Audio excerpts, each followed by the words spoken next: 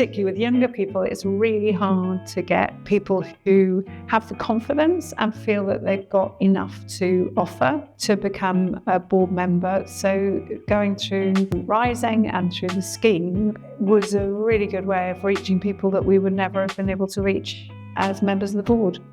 All over the country, I speak to people who are running charities and cultural organisations about the need to diversify their boards. And it seems to me like Rising's OnBoard programme should be run out across the country because everybody needs it.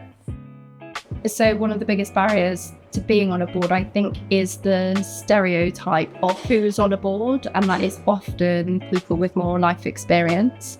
And so as a young person, you think, that there's no place for me there, but it's really important that young people's voices are heard.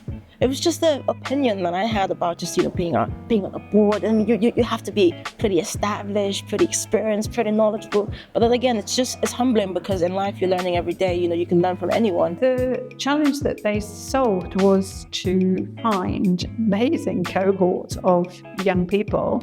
Now, 2 young people who've joined the board, they already made such a positive contribution at their first board meeting. They clearly felt confident and that they would be listened to, and I hope that they felt that coming away from the meeting too and made a really, really good contribution. Organisations like charities, companies and all that sort of stuff, they have boards, but there aren't many actual creatives on the boards. So it's really good to get involved and they really value your experience in that space because quite often boards are not made up of people like that. Yeah. Yeah, it's really cool.